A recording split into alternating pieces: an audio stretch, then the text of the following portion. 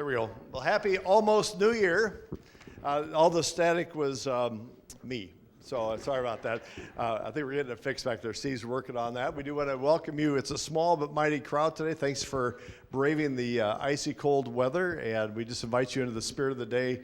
If those of you in the far edges, that'd be the two of you. If you'd like to come and join us, that would sure be nice. We'd love to have you join our family over here. But actually, wherever you want to be is fine. We just want to come together on this day. I know it's really cold, so thank you for braving the cold out there. But just a great way for us to end the year, but begin a new one. And so we're very excited about that. We do want to just give thanks for everybody who helped out with our Christmas Eve services. All four of them were wonderful and exhausting, but just beautiful way to remember to give thanks for the great celebration of Christmas. And thank you all for participating in that. And our music department has always just really shined through. So we give thanks for that. Several announcements we want to just kind of cover for you as we do gather on this day. Be a little bit informal today since we are just kind of gathering in a small crowd. So we want you to be in that spirit. But if you, for our offering envelopes, if you'd like to pick your offering envelopes up, if you're not using eGive, which we really encourage you to do, but still using offering envelopes, please pick those up at the desk. If your name isn't there, please see Lori or Debbie, and they'll make sure that you get your copies. Anything else with that? Okay, very good. Also, for year-end giving, I'm not sure if that's an announcement coming up, but year-end giving needs to be in by today. Because those have to be recorded for IRS purposes. So if you have your final year-end gift, make sure it's here today because the office is closed tomorrow. So we invite you to celebrate with that as well. We just hope you have a wonderful new year. We also want to let you know about Samaritan Bethany. We are the month of January. I know we just did it a few months ago. If you are able to help transport the residents down to the worship services, there's two of them at 9 and 10 o'clock. You can do both or one. Please join in that participation, and it's just a great way for us to celebrate with one another. So please sign up at the welcome desk if you'd like to do that as well. We also have a few things coming up in Lost and Found. If any of those things are yours, please take them. If they're not yours and you want them, take them anyhow. So one way or another, we'll get those out of here. But they will be donated to Savers next week if they're not claimed. They've been building up in the box. So some pretty nice things there. So. We also wanted to let you know about the Peace Connect groups. Yeah, next Sunday. So glad you guys are here this week. Make sure that you come next week because it will be sign-up day for our Connect groups. We've been talking about them a little bit here and there, but this is kind of a reboot of small groups, which you've done a little bit of, that couples group, and a singles group a long time ago. So this is a reboot of that, but not entirely in the same way. So think about something that you do and that you might want to share with others. So this would be a time for that to kind of talk about, to be at church with people outside the church. So it's not necessarily come, sit down, have dinner, and then have a discussion. It could be, let's go for a run together. And so you would do a check-in, and then you'd go for a run, or do yoga, or go hiking. There's a lot of different ways that we can do these groups, but the main idea is that we are a church wherever we are. So come next week and sign up on the lists. I'll be out at the tables. Lori will be out at those tables so that we can kind of just talk to you about it. And then it's a really simple form that'll just say, do you need childcare? Would you want your children to be there? Do you want it to be an adults-only group? And then, maybe some ideas of what you might be interested in. So it's a very simple form. It's going to be a great day, and it'll be fun. And then the kickoff for this will really be February 7th. So this is our chance to get all of our numbers in so we know how many people we have. And then February 7th, we'll do a kickoff dinner here at the church. And then you'll be off and running away from Paul's microphone. So make sure you come next week. If you aren't able to come next week and you are interested in being in one of these Connect groups, you can email me directly, and I can make sure that you are included in that as well. So I think that's about it for that. Good thing. You stalled well till that didn't work. We do, I'll try to use this for the service. I usually use my hands a little bit more, so I'll be a little bit more confined here. We do want to just lift up some prayer concerns for us. We do want to lift up Kayla Getzman and her family. Kayla's mother passed away and the service was held. So prayers for you, Kayla, and for your family. Also for Lori Klein, who lost her father-in-law this past week, and so prayers for Lori. For Eric Thur, who Eric was I saw you come. Oh, there. For grandfather passed away, and so Eric, prayers for you and your family as well. I do want to just bring your attention. Barb Carew ended up in the hospital this past week as well. She's still there, and so prayers for Barb and for Gary as well. As you know, there's some things going on there. So we don't know how long she'll be in the hospital.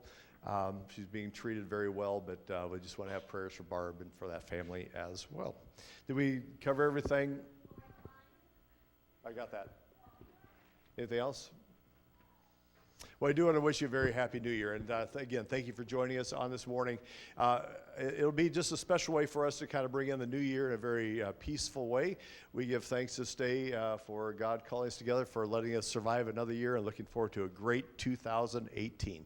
So let's come together. John, if you please welcome us into worship. Queen of God, love child, Christ child, heaven's lightning rod. This year, let the day arrive when Christmas comes for everyone, everyone alive. Street child, beat child, no place to go. Hurt child, used child, no one wants to know. This year, let the day arrive when Christmas comes for everyone, everyone alive. Grown child, old child, memory full of years. Sad child, lost child, story told in tears. This year, let the day arrive when Christmas comes for everyone, everyone alive. Spared child, spoiled child, having wanting more. Wise child, faith child, knowing joy in store. This year, let the day arrive when Christmas comes for everyone, everyone alive. Hope for peace, child, the stupendous sign. Down to earth, child, star of stars that shine. This year, let the day arrive when Christmas comes for everyone, everyone alive. Well, good morning, everybody. Did you guys have a good Christmas? Yeah? Pretty happy with it? You're here. You're happy with your Christmas, I know. I was there for it. Yeah. So at Christmas, we get all these wonderful presents, right? And then the next week, something new happens. So what's the new thing that happens tonight? My party. You go to a party. Tyler goes to parties now. What about anybody else? What's going on tonight? It's the end of the year. It's my So, Christmas. your Christmas. Okay, come here, Gopher. So, tonight, we get to celebrate the new year coming. So, do you have anything new that's happening in your lives that'll start tomorrow? No, nothing? It's just going to be the same all day? Yeah, it might be the same for me, too. I think you might be what happens new to me tomorrow. Yes, you had Christmas. Thank you, Tyler. So when we get to celebrate Christmas, we also celebrate that right after that, we have this new year where all kinds of new things could happen to us. And so we have to look forward with all of those words that we use during Lent, that hope and that faith and that joy and that love. All of that comes right into the new year with us. And if you notice, this morning, we only have our Christ candle lit on our Advent wreath over there. Do you see that? Because it's the light that's going to shine into the new year for us. So what do you think that light's going to shine on for you this year? What do you think? What do you think is going to happen new for you this year? Do you think you're going to learn new things or meet some new people? Maybe go some new places? All of that we can do. You're going to ballet. That's a perfect thing to be in the light for. You're going to go visit LA with your uncles. So all of those new experiences we get to have in this new year, we're going to shine the light of Christ upon it as we celebrate all of the new things that are going to happen and all of the ways that we're going to come together and surround ourselves with hope and faith and love and joy and everything else. Yes. Now, my dear, will you pray with me? You want to join hands? Want to join hands? You want to do that? Dear God. Great day that we gather to celebrate. I do want to, Sherry's wearing her Bears jersey. She's a bold woman today. So the last, I know a lot of you are heartbroken, but this is the last Sunday of the regular season in football. But the Vikings and Bears are playing today, so it's going to be an interesting game. We do want to, I want to follow up on Pastor Beth's question. What new is going to be happening in your world? What light is going to be shed in your lives? And we're a small enough crew where I think we can do that well enough today. What are you all thinking about the new year? What are your hopes and desires, your dreams, desires? What is it that you're looking forward to, and what light are you hoping to share with the world? Anybody? I'm sorry, Debbie? Moving back from Minnesota. Our daughter's getting married. That will be something. Sharon? I'm sorry, kid. Another new grandbaby. All right. All right. I'm sorry? Retirement. Woo!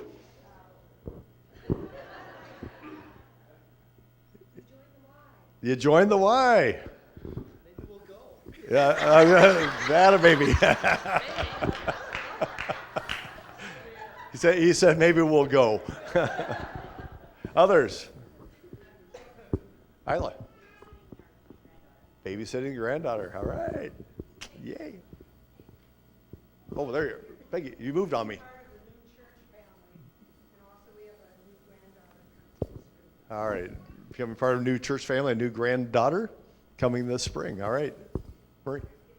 Another daughter getting married. So, all right. Others. Motorcycle riding. Today? There you go. There you go. Others. This is the excitement of the new that comes to us in amazing ways. And I really did think about what this means for us. And while Christmas is over for sure, that grand excitement, but now we're in the season called Christmastide, and many of you know that Christmastide is those 12 days of Christmas up until Epiphany, which is actually January 6th. And so that's going to be coming up next week. We'll be celebrating our Epiphany Sunday, but we're on what's called the Christmastide period, the 12 days of Christmas. We're not going to sing the 12 days of Christmas. Is that okay, John? Okay. But I have to be a little bit frank. Christmas in the world has ended around us, although we in the church try to keep it going. 2 days after Christmas, I was down in Quincy, Illinois, and I went into the Hy-Vee store down there, and it had been decorated, obviously, with all the lights and decorations. They had Santa there, and they had all the works, but even before Thanksgiving that they set it all up. And I was shocked to see the decorations were coming down. This is 2 days after Christmas, and the manager and a couple of workers were pulling all the Christmas stuff off the shelves. And I was shocked to see this all taking place, actually, being boxed and all forgotten. And when I expressed my concern, and my surprise to the store manager, it's such a swift end to Christmas. On the second day of what the church always taught, the 12 days of Christmas, the manager replied something like this. He said, if you were in my kind of work, you would understand why we get so sick of Christmas, and we're glad to see it go away. So I know those of you who work in retail or involved with that, you probably echo that same thought. You're just thankful that it's over, and you're actually very sick and tired of Christmas. Well, I'm glad I'm not in that kind of work, actually. I'm in the kind of work that compels me to read a story like the one I'm about to read on the Sunday after Christmas, the 6 days after a great celebration. And this comes from Luke chapter 2, verses 22 through 40. It's a passage that's often forgotten and kind of pushed aside, but I think it really has some significance for us today. From Luke chapter 2. When the time came for their purification according to the law of Moses, they brought him up to Jerusalem to present him to the Lord. As it was written in the law of the Lord, every firstborn male must be designated as holy to the Lord. And they offered a sacrifice according to what is stated in the law of the Lord, a pair of turtle doves and 2 young pigeons. That's, as you understand, is the premise of our 12 Days of Christmas song. Now there was a man in Jerusalem whose name was Simeon. This man was righteous and devout, looking forward to a consolation of Israel, and the Holy Spirit rested on him. It had been revealed to him by the Holy Spirit that he would not see death before he had seen the Lord's Messiah. Guided by the Spirit, Simeon came into the temple, and when the parents brought in the child Jesus to do for him what was customary under the law, Simeon took him in his arms and praised God, saying, "Master, now you are dismissing your servant in peace according to your word. For my eyes have seen your salvation, which you have prepared in the presence of all peoples, a light for revelation to the Gentiles and for the glory of your people Israel." And the child's father and mother were amazed at what was being said about him. Then Simeon blessed them and said to his mother Mary, "This child is destined for the falling and the rising of many in Israel, and to be a sign that will be opposed, so that the inner thoughts of many will be revealed, and a sword will pierce your own soul too." Then there was also a prophet Anna, the prophet of Phanuel, the tribe of Asher. She is of great age, having lived with her husband 7 years after her marriage, then as a widow to the age of 84. She never left the temple, but worshiped there with fasting and prayer night and day. At that moment she began to praise God and speak about the child to all who were looking for the redemption of Jerusalem. When they had finished everything required by law of the Lord, they returned to Galilee, to their own town of Nazareth. The child grew and became strong, filled with wisdom, and the favor of God was upon him. That's a passage we don't often hear because we usually preach about something else on the Sunday after Christmas. But I thought it was important for us to hear a little bit about that, what transpired after Christmas and what really was taking place at the time. So here we have Mary and Joseph present the child Jesus. And like all other male Jewish babies, baby Jesus had to be circumcised and thus was signified as a child of Israel as the law of Moses demands. A pious man, Simeon, goes to the temple, takes Jesus in his arms, and predicts that this baby will grow up to be the salvation of Israel. Now, Simon also predicts that this Jesus will be the reason for the fall and rising of many, whatever that means, and tells Mary that a sword will pierce your innermost being. Then the Holy Family, Mary, Joseph, and little Jesus, return home in a decidedly unholy little backwater town in Galilee called Nazareth. Luke is the only gospel that tells us anything about the childhood of Jesus. In Mark and John, Jesus just seems to drop out of heaven and appear out of nowhere with little mention of family or background or even hometown. So Luke is really a special gospel because it gives us more insight into who Jesus really was. But Luke gives us details of Mary and Joseph very dutifully and faithfully fulfilling all their religious observations, just like every other faithful Jewish family. Then they go back to everyday life in Galilee. Now, it's quite a contrast to the stories that we read about Jesus and Mary, Joseph, what we read last week with those three as we celebrated Christmas. Last Sunday, we had the angels, we had heavenly hosts singing, we had Mary and Elizabeth and angels singing, we had all of our children around here in costume and adults alike, and we sang those beloved Christmas carols a lot. Not much singing in today's gospel. This gospel doesn't have angels as the Holy Family moves from a little town of Bethlehem and the holy city of Jerusalem back home, back to everyday, workaday life in Nazareth. Not as big as crowds here this Sunday, as we had last week at our 4 Christmas Eve services. The music is still great, but it's still not big and powerful and bold, and many of our choir members are taking a much-deserved vacation and visiting relatives. That's the way the life of faith often feels, doesn't it? These wonderful, glorious highs are followed by the inevitable, ordinary lows. Now, some speak of high, pregnant, what are called kairos moments, those times when we find ourselves at the summit and we know that we are living in the right opportune time. The word kairos, does anybody have any idea what kairos means in Greek? It's basically a word for time, very simply, time. The Greeks had another word for time too. It's called chronos, or comes out of the root word for chronological, and the meaning of ordinary passage of time. Time kept by the clock, that predictable, sequential sense of time, the sort of time some of us will be attempting to work up enthusiasm for tonight at the New Year's parties all around us. Goodbye, 2017. Hello, 2018. We're another year older, so what's the big deal? No wonder New Year's Eve parties are notorious for overconsumption of alcohol. Many people find they need a good deal of chemical help to work up excitement and to celebrate the turning of the calendar from one year to the next. But that's the challenge of chronos, the calendar, sequential, ordinary, mundane time. Now, kairos time is the right time. Kairos time is the favorable, opportune time when we feel our spirits rise, where our hearts beat a little bit faster, and we stand at the summit, enjoying the moment and relishing in the great event. Now, the way I see it, Christmas is actually one of those kairos moments, those kairos times. Everybody looks forward to Christmas. They count the days, our children in particular. They love the songs and all the good cheers, the family gatherings. But the Sunday after Christmas, like today, it's not kairos anymore. It is really chronos time. When there are tree trimmings to be boxed up, how many have done that? My wife, of course. So all the tree trimmings are boxed up and they're lugged to the attic for 11 months of storage. The lights are to be unplugged and to be put away. And by the way, if you have non-working lights, put them out here in our box for recycling. There's a time where we put the trash out to the curb and pounds to be dropped off from holiday overindulgence at the Y. And then back to the office. We start again on Tuesday.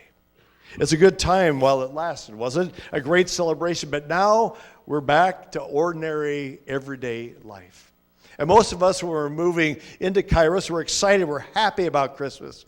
And we want Luke to tell us a good story to help us celebrate. And nobody is better than Luke's gospel for Christmas with the Nativity and Bethlehem and the shepherds and all the angels. The Luke story is powerful because Luke knows how to throw a Christmas party.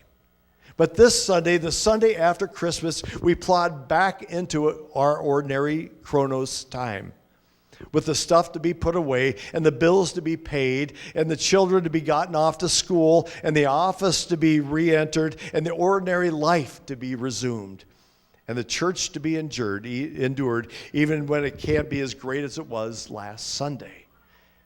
I want you to let Luke tell you, though, today, an after Christmas story that you need to hear. You see, with Luke, we understand that we are in this meantime, that is, ordinary average time. And in the incarnation, in the birth of Jesus, God has taken time for each and every one of us. You can watch in Luke, you can watch the young Jesus go to the temple with his parents, dutifully following those religious rituals, accustomed habits. Then watch them turn and go back to Galilee for the time being. We don't hear much more about Jesus from Luke until he's an adult to be baptized. Later on, we hear more about him. But we really don't hear much between now and then. But God, according to this story, is with us. Emmanuel, God doesn't drop down out of heaven. God doesn't descend on some fuzzy spiritual cloud from on high. God is with us in the here and the now, right here in our town, which would be called Nazareth if we wanted to admit it. It's ordinary part of our life. God is with us in all of our families as we are going about the task of raising our children. We're fulfilling our duties. We're putting food on the table. We're showing up for work every day. We're doing what we're supposed to do. Now watch Jesus in the meantime, going back from home, leaving the holy city and going back to Nazareth, being part of a thoroughly human family, and take heart. You want to be close to God? Then go home, resume your work, go back to your routine, make it through the next week, and all the while knowing that in Jesus the Christ, God has come close to you and is with you. And remember the promise that I gave on Christmas Eve? I talked then, I said, we've got some good news. We've got some really, really, really good news. It's not fake news, it's real news. The God of the world is gentle giant. God draws us close and rests God's peace upon us.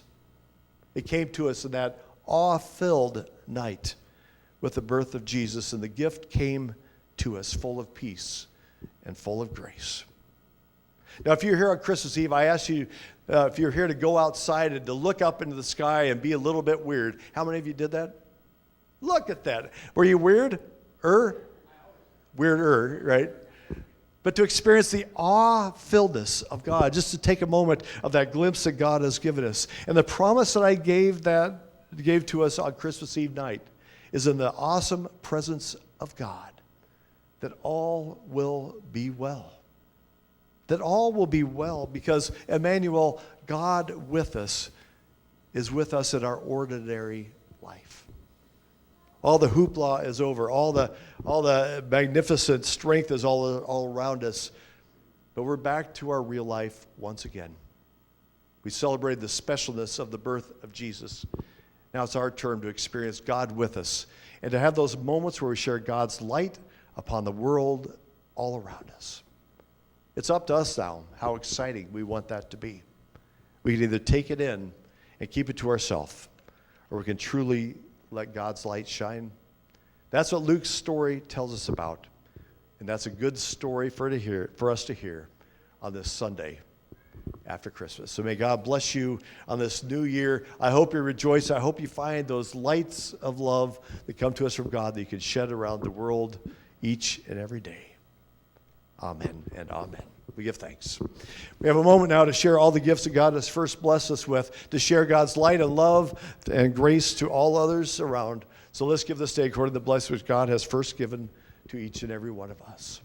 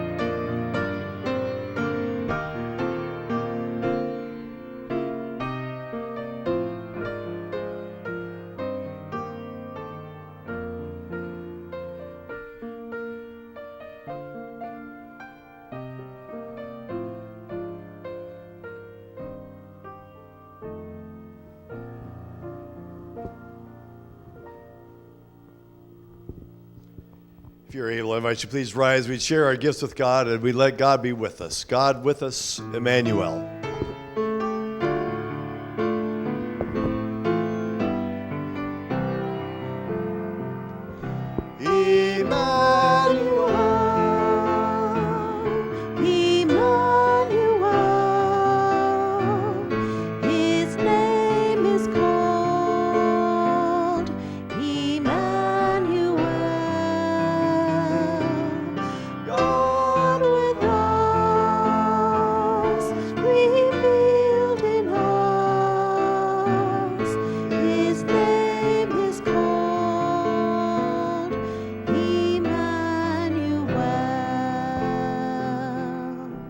Join me in a moment of prayer. God of peace, we bring these gifts to you, thankful for all the ways you have healed and enriched our lives. May these gifts be used in service to others. Amen. I invite you to please be seated and prepare our hearts for prayer. Let God's peace be our peace. There is peace.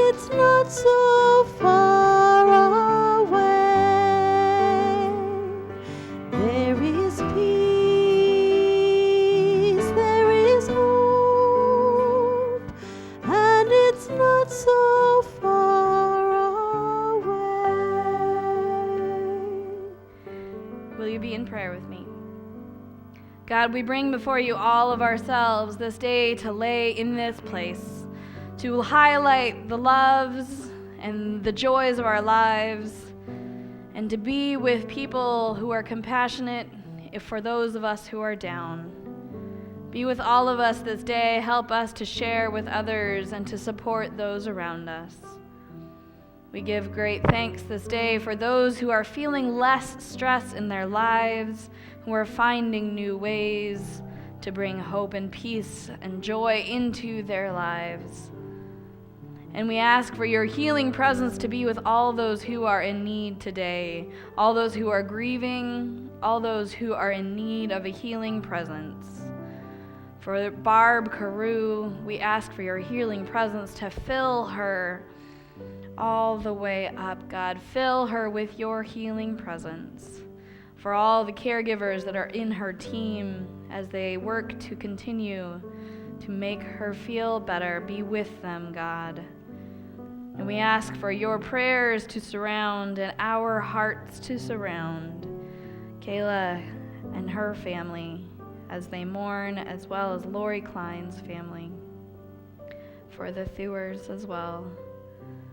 God, this day we ask for your prayers, your presence, your light to fill our bodies from head to toe. Fill us with the light of Christmas, that we might celebrate this world and bring your peace into our daily lives. We ask for these things, and we ask for all that is written in our hearts and not yet on our lips, the prayers we have yet to speak, but which are known by you, O God. We bring them today into this space. Be with us, God. God with us, Emmanuel. Amen.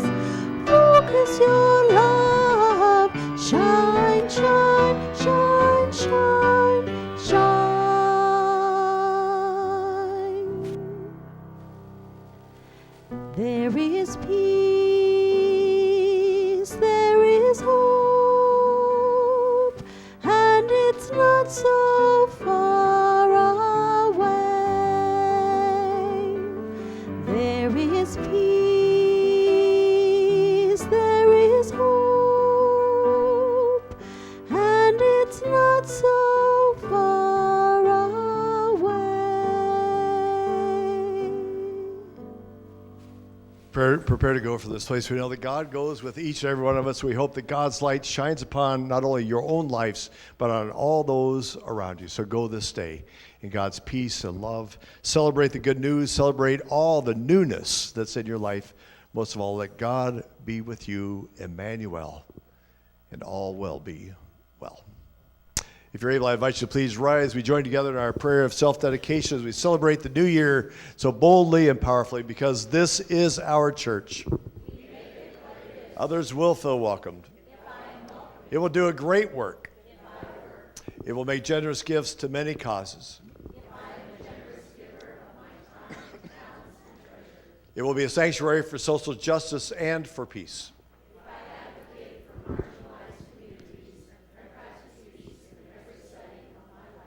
It will be a church that embraces all, that builds community, grows faith, and transforms lives. Therefore, with the grace of God, we shall be a safe and inclusive church living God's radical message.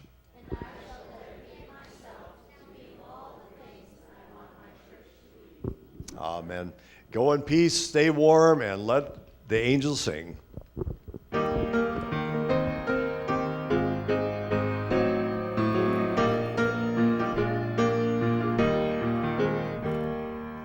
Hark the herald angels sing, Jesus, the light of the world. Glory to the Christ child bring, Jesus, the light of the world. We'll follow the light, beautiful light. Come where the dewdrops of mercy are bright. Shine all around us by day and by night. Jesus, the light of the world. Joyful, all you saints, arise. Jesus, the light of the world. Join the triumph of the skies.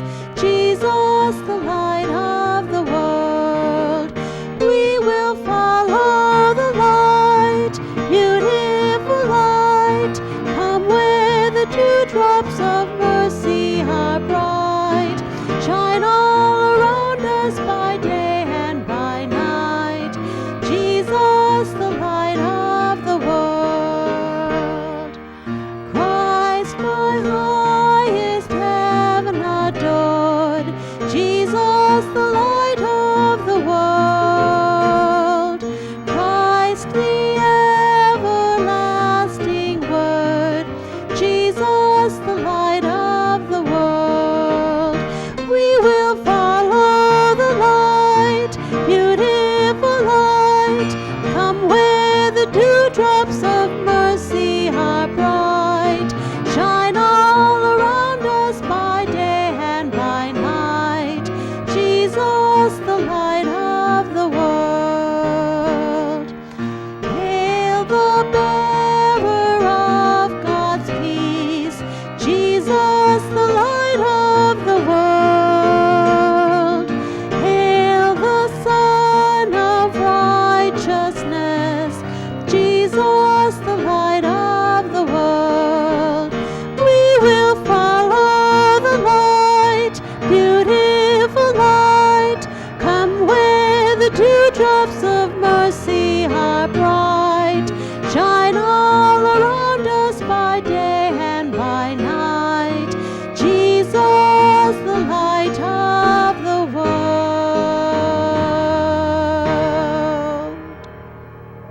Share that light all around you. There is, I think, a little coffee and juice if you want to gather for a little bit as well. Let's just celebrate what God's doing in this time and place.